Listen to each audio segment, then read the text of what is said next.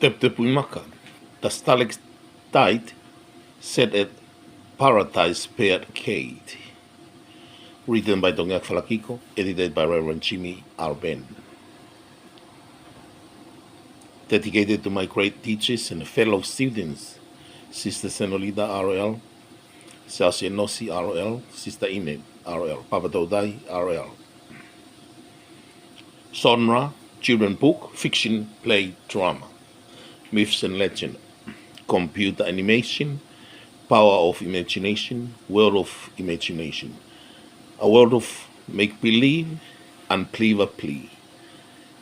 In creativity, pass down stories, experiences from great ancestors, teachers, lecturers, priests, nuns, wisdom, philosophy of the past. Read this face. Do not be confused and trouble yourself with the name or the nicknames used. Use your creativity and let the images tell the story. And if you have no longer have it, don't agonize about it. Give the characters a name as long as it refers to the same person. The story began 30th century. The island of Kamehamakalili. King Mo'unga is known as the cruelest and coldest ruler in the history of the Pacific Oceans. He was manipulative and ignorant, who cared for nobody but himself. His kingdom was in more turmoil, with kingdoms and other rivalries coming against him to rule over such a prestigious kingdom and its beauty. One day he called his scribes and announced that he wanted a ball, and at the palace, Lord Maka, what the king wished, it became lower. He wanted a night full of lights and dances. King Mo'unga, bring entertainment, Lord Malbo, I commanded. Lord Malbo, as you wish, your majesty. King Mo'unga, this only happened once. And Lord Maka, where people all from all living classes and languages would come into the palace gate. Lord Malbo, the nobles, the high classes, the middle class, and even the low class came from all over the land to celebrate with the king. Lord Malbo, people came dressed in their best dress to impress the king. And Lord Maka, the king would see the beauty of his kingdom. King Mo'unga, that's enough. Chatter too much. Let's shift. See, Lord Toki's hushed, no amused oneself, just significantly. I adore there, Lord Toki, at your service, your majesty. And at the ballroom, as soon as the ball started, there walked down the aisle a fair-skinned woman with beautiful long hair. Lord Maka, man, in the whole land, there was none so young and so beautiful. Lord Malbo, a low-class woman, is known as Sina. King Mo'unga, magnificent. Lord Malbo, she was gracious, poor but elegant. Futu, one of the palace house cleaners, whispered to Lord Malbo, Futu, look at His Majesty, at the same time trying hard not to look at Sina. Her body was covered with oil, which made her look exceptionally smooth. Wow, what a beauty. King Mo'unga, shut your big mouth, Futu. Advance and help Lord Malbo. Food. Yes, your Majesty, as he hurriedly ran to Lord Malbo's eye. Lord Maka, smiling, said assertively, move away from them before the king becomes annoyed and kick your butt. Futu did not retaliate and did what the king, Lord Maka, said. On the stage, Lord Malibo, Mali, The dancers were dancing. That's mean bravo, bravo. And among those dancers was Sina. She danced ever so beautifully and elegantly among the king, Lord Toki Malie. While Futu was in the kitchen, Maka walks in the check. Futu, Sina is too pretty to dance in front of the ugly king. Maka looked at him very sternly. Maka, before you speak, you should know your place. You are a servant here. You have no right to speak to me or speak to the king in that manner.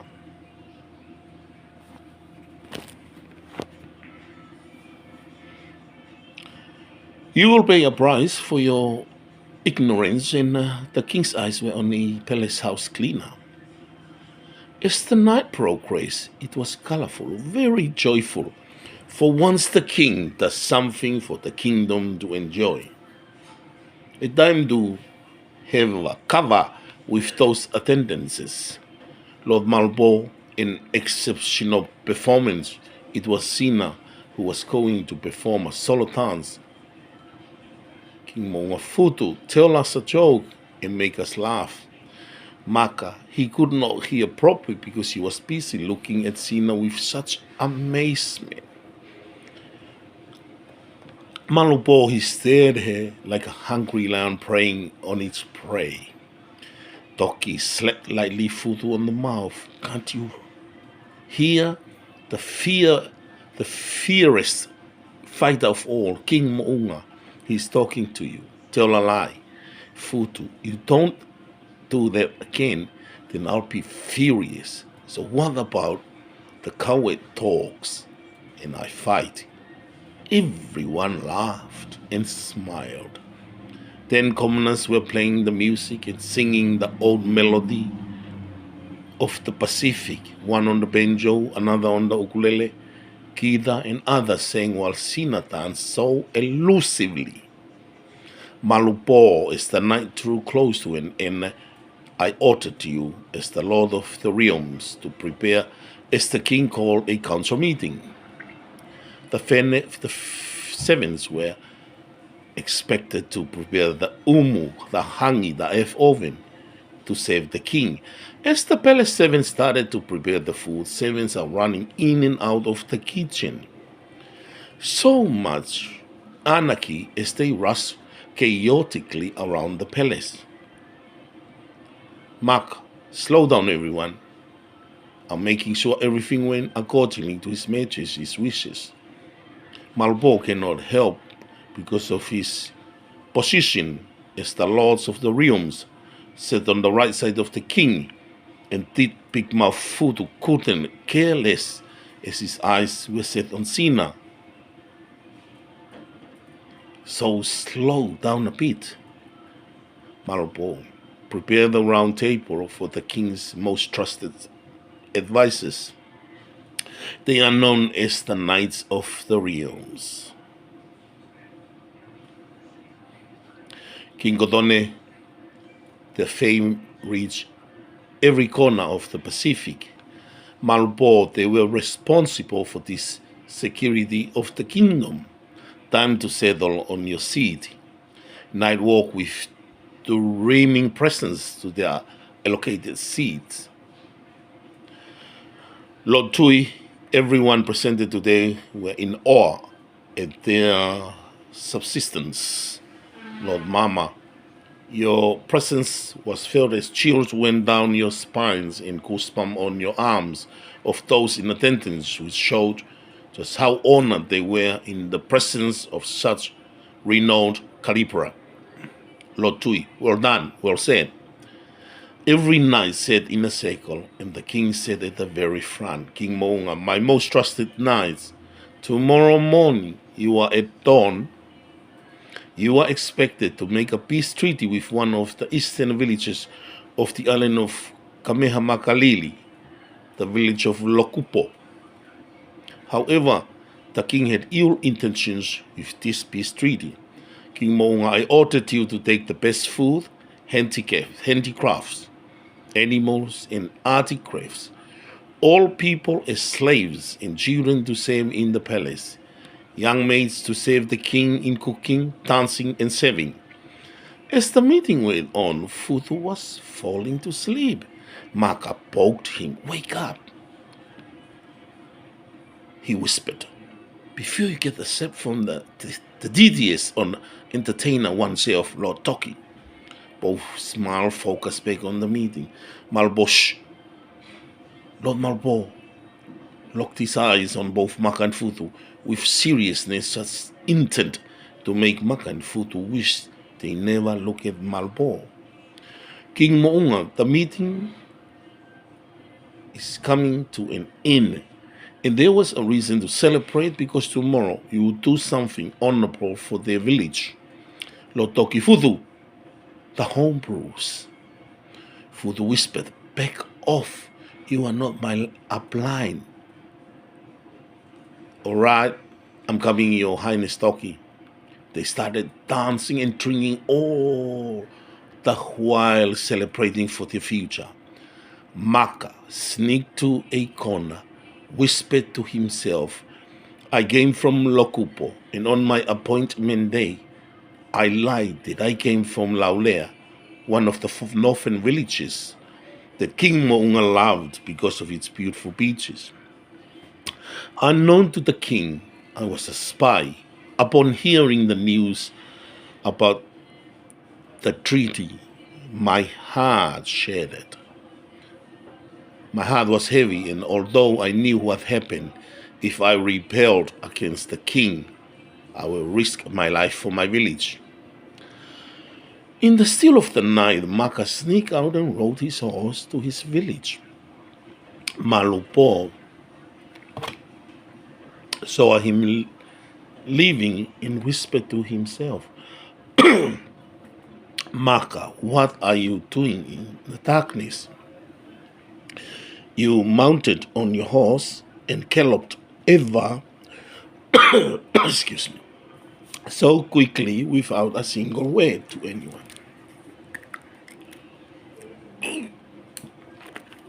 That same night, Papalulu, the island philosopher, had a dream. Papalulu dreamed that Maka is taking off and making a divisive plot against the king, horse hooves, and Maka at his village.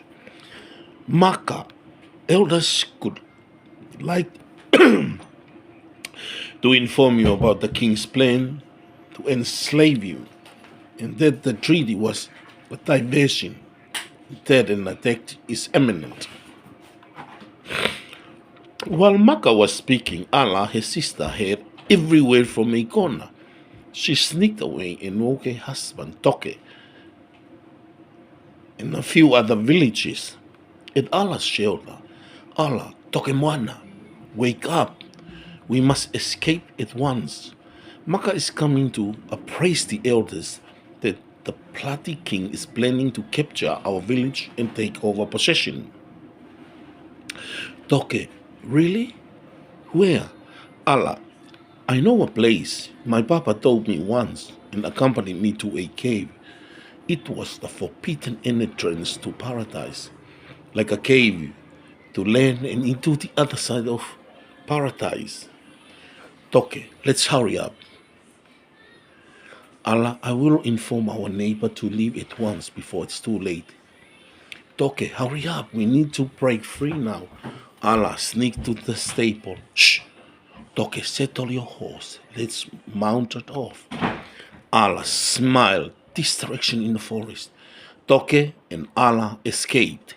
At daybreak, Maka is feared that the king would find out of his whereabouts, quickly packed and rushed back to the village, to the palace, so it does not cause any suspicion. At the gate palace, Malpo looked at him. "Hey, Paka, what did you have to in the darkness?" Maka whispered. "I departed last night for a secret mission, Malpo. I witnessed you. Fortunately, no one else saw you." "Maka, my friend, keep it low." "Malpo, go straight and see Papalulu. Seek for yourself." Maka smiled. "All right, now I'm going." Lord of the realms, Marble moved before I tell the King Mo'unga. Both smile. If Papa Lulu heard the knocking, Papa Lulu, come in, Maka. Is the sky falling on your head? Maka, Papa Lulu, the king is planning an evil treaty to capture my village. I left last night to inform my village. I explained to you all the things that are occurring and hope to get wisdom. Papa Lulu, sit down. Have a tea with me. Maka, my pleasure. Papa Lulu, my son, we live today so we can live better tomorrow. You have a purpose who's to reveal. You were sent here to protect the people at this time. He smiled as Maka smiled back. Maka, for once in my life, I now understand his purpose. What great wisdom, Papa Lulu. Papa Lulu called at once. At Lokupo village, in the morning, Hala, the head of the caste, summoned his warriors. Hala, last night Maka, our son, approached our village to inform us about the ill plan of the bloody king. The villagers were scared and begged Hala to surrender, as it cost the lives of those who stood against the king. Nevertheless, the elders had decided to make a stand against the king that day. Muli, an elderly person, all the warriors are valiant men of great discipline who had vowed their lives to the code which stated the country and people we shall stand. You trained these men were considered the most elite in their youth. A call was made to this vowed to return and to fight one more fight and to make one last stand. Hala, Muli! Well said, but be patient. A little bit. Tava is another elderly. I want you to take shelter in the mountains and caves. Hala, should we not be able to stand the king, he will be safe. Agree. Hala positioned every man in their position according to their strength as they waited patiently for the emissaries from the palace to arrive. They heeded his words so wisely. Every woman and child packed what they could and make their way to the mountains and caves. Muli, hang on. The battle will change the course of time. Should Hala win this battle, people will be safe. But if not, not a single soul would survive the king's wealth. Everyone to his sword, assembled and ready for that, awaited him in the minutes to come. Tava, Muli, slow down. You confuse everyone, old man. Hala strategically planned this encounter ever so wittingly as to have everything run as normal, so that it does not raise suspicion with the king's emissaries. Elders are confused and start to heat up. Down the dusty roads, Hala, I could hear the marching of the men on foot, the horses galloping in the matter of time. Ouch! My eyes looked on this carriage in front of me. This was no emissary. This was the king himself coming up to the village, and he is not alone. Every man properly positioned, every man trained from their youth, their shield on their left, short spears on their right. Muli, the very sight of them would send 10,000 to fight. Every step they took seemed like a lifetime, but Hala was not moved, neither was he dismayed. Because of his courage, the man, his company, found the strength to face what would happen.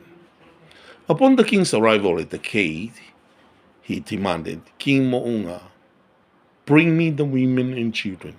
Have them line up. Bring the best of the village crops, livestock, and the treasure as a tribute to the kingship. Lord Maka yelled, soldiers! Swept the whole village and round up every woman and child they could find, bring them to the king, the finest of their crafts and the best of their crops. The lords roamed around the village. Maka, all done, cleared. There is no one left here. Futu, this area is cleared by myself. Maka whispered to Futu, back off and go. to the king, murmured to himself, I cannot see Allah, my sister and her husband Toke. They have escaped from the insane. A couple must have left too. What the king did not know was some villagers had already escaped. It was at that moment when the king was unaware, had signaled to his mighty men of valor, be ready. To the king's shock, kill everyone and bring the king's head. The battle was fierce.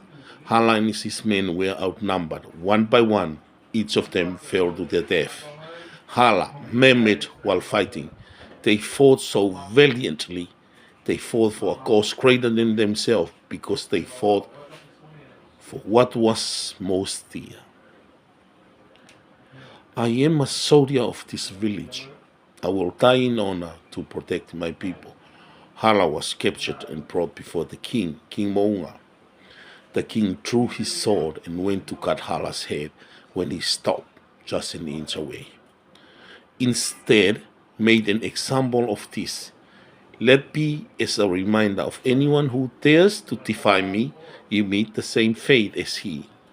The king, however, wanted peace with the village so that it does not rebel even greater in the future, and therefore sought the elders to sign the treaty. Hala, I surrender your majesty and bring it to sign. Muli, cowards, we can charge them. This is a warrant for our death. Tava, you shut up. You'll lose your head, Muli. When the treaty was signed, he and those who accompanied him returned to the palace. Hala, I knew the journey to the king's palace was struggle, especially for the elderly, the kids, and those who are pregnant. For our sake, we continue. Tava, stop wincing and keep moving, looking angrily. Muli, Hala, you wretched dog, you are coward and you lead us to our death. Hala went to punch him before any guards could stop. Hala stopped it now. He landed an exceptionally good punch on his chin and didn't take much for Muli to fall head first to the ground. I fought for my village, for my people, for you. You dare you insult me, Hala said as he carried walking with the chain to his neck.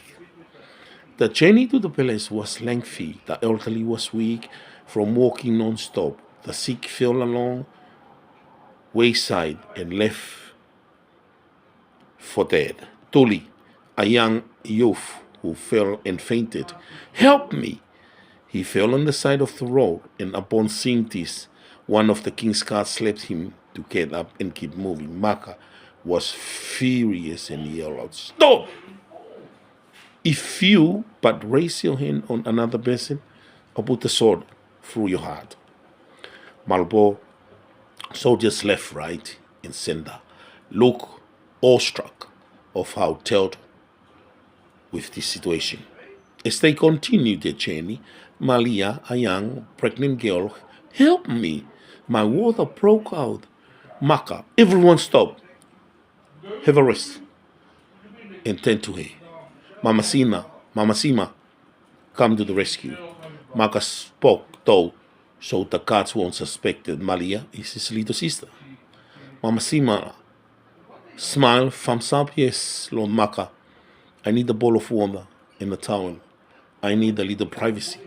Malia gave birth to a healthy young boy.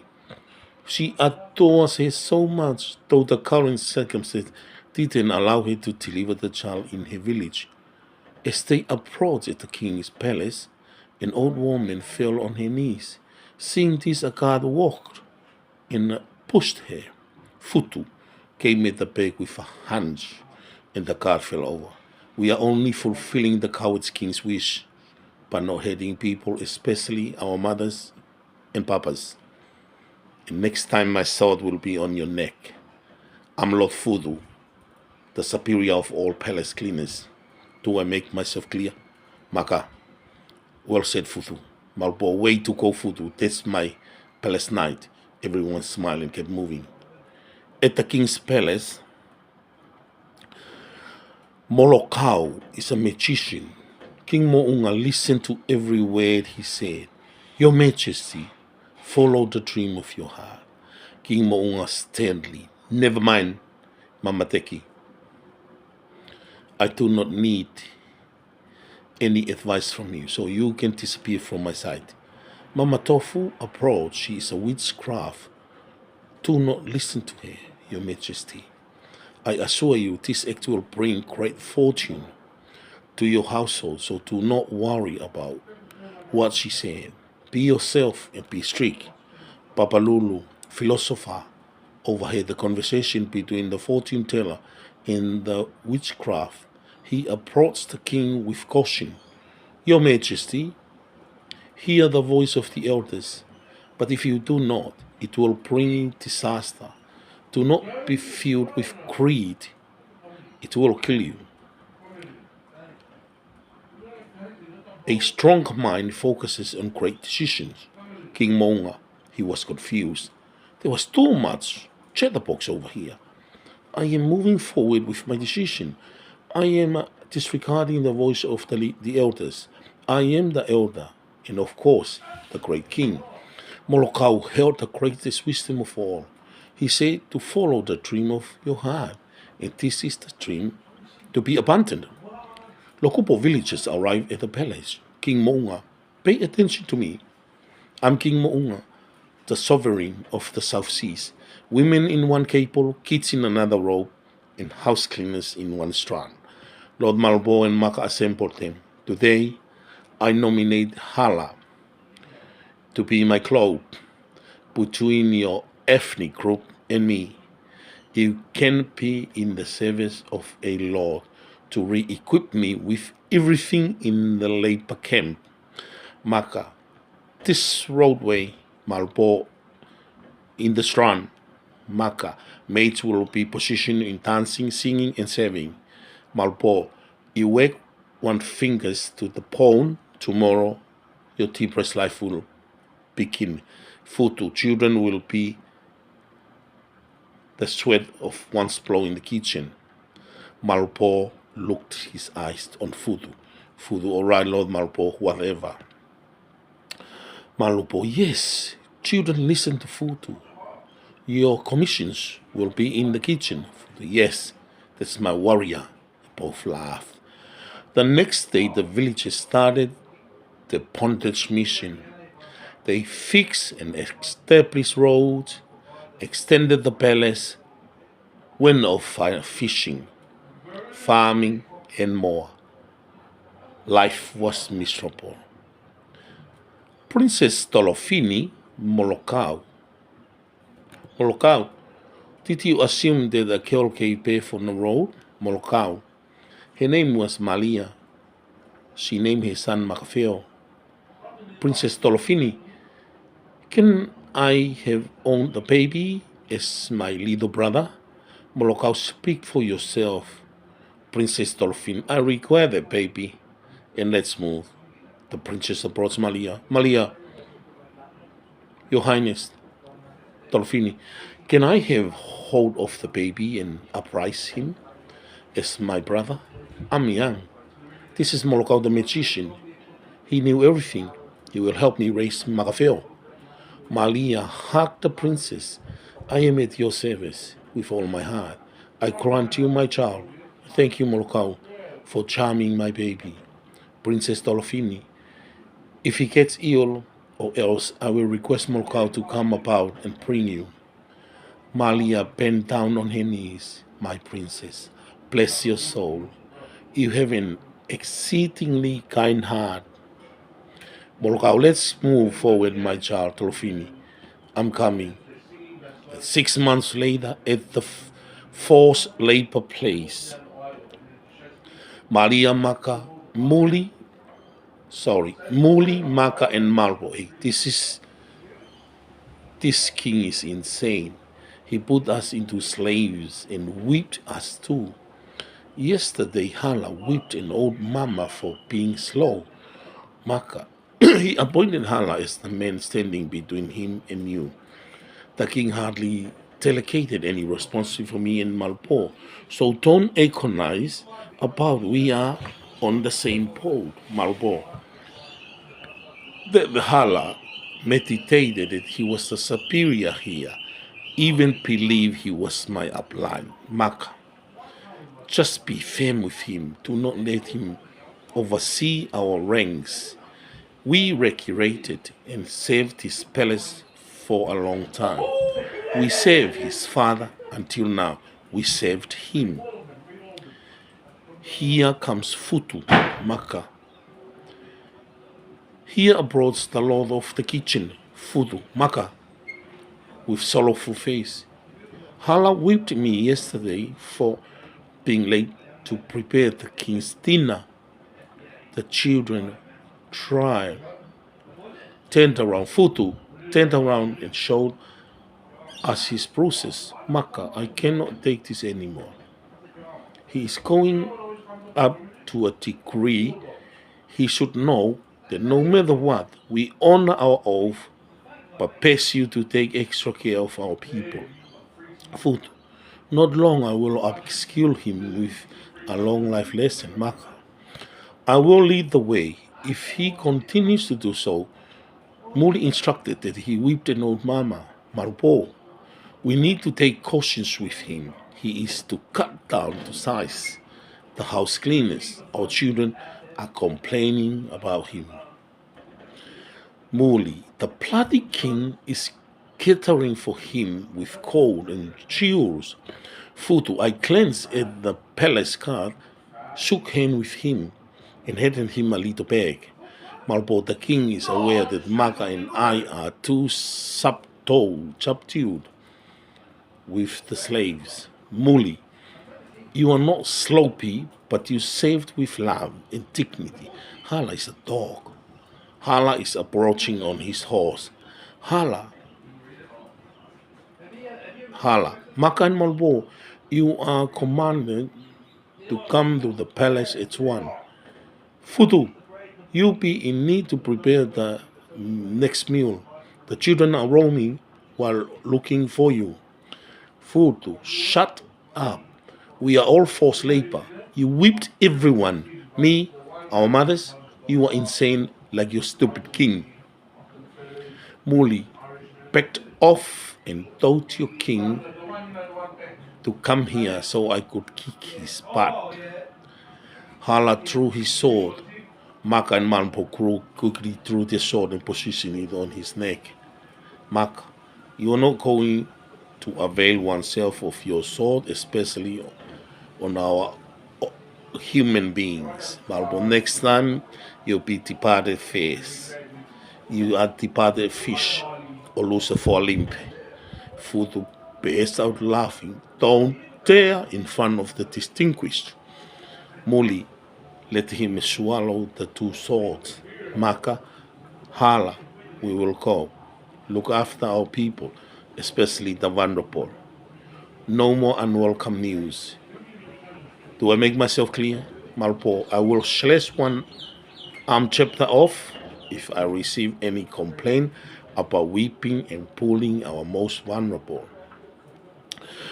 Futu, you whip me one more time, I'll destroy you and your idiot king. Malpo, that's enough, Futu.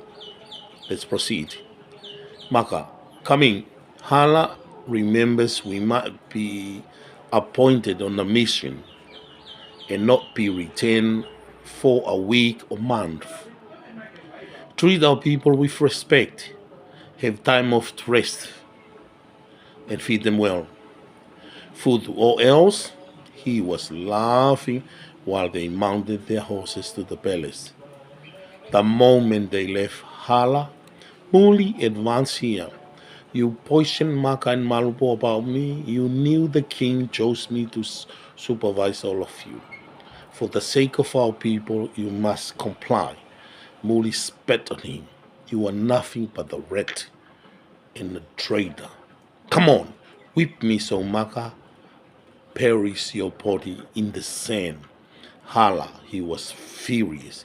He hopped up from his horse and whipped Muli very severely. Learn from this. Fudu had his go round in circles yesterday. Now it's your, subsequently, will be Maka and Malpo. Hala situated Muli on his horses and rode straight to his people's camp. The villagers scattered. Hala, today, His Majesty appointed me to take over Maka and Malpo's job. This is what happened when you are not complying and questioning the king's honor. Mamasina, you are out of your mind? Are you insane? You thrashed and whipped an old man who could barely walk? Run away and save the bloody king. I'll bring you down myself. Malia spat to him. You're a useless waffling. Come and challenge me. Hala drew his sword and raised it high to stab Malia. Now obtained lady. Maka, Malpo, and Fudu decided to return and check on Hala and the ethnic group. Malpo, he grabbed his bow and shot Hala's hand while they mounted to him on their horses. Hala, away, my arm. Where is my sword? Fudu threw his sword. Here it is, you lose it. Hala, ouch, my arm. Remove the arrow. I ordered you, Lord Malpo, under the reign of the great king. Malpo grabbed his sword and slit Hala's arm off, and it fell together with the arrow. Malpo, I am a man of principle. I directed you that if you raise your sword towards our villages, you will lose an armed chapter.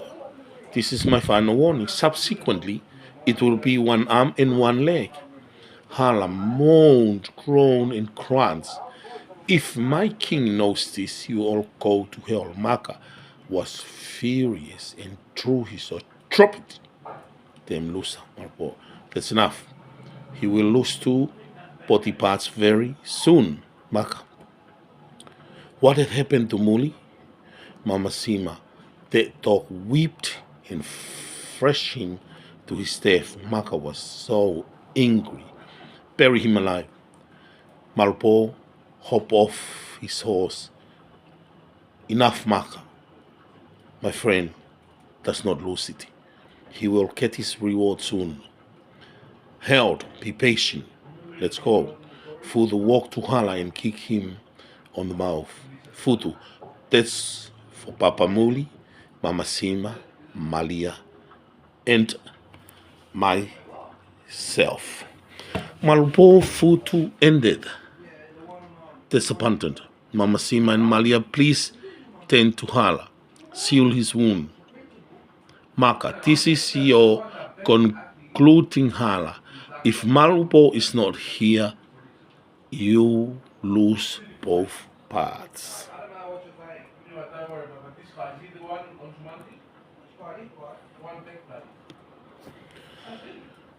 I think I'll stop there for the time being. Thank you for listening to the start telling of the myths and legend. This is a little part of it. I'll carry on next time. Need to charge the battery. Have a wonderful day. Bye for now.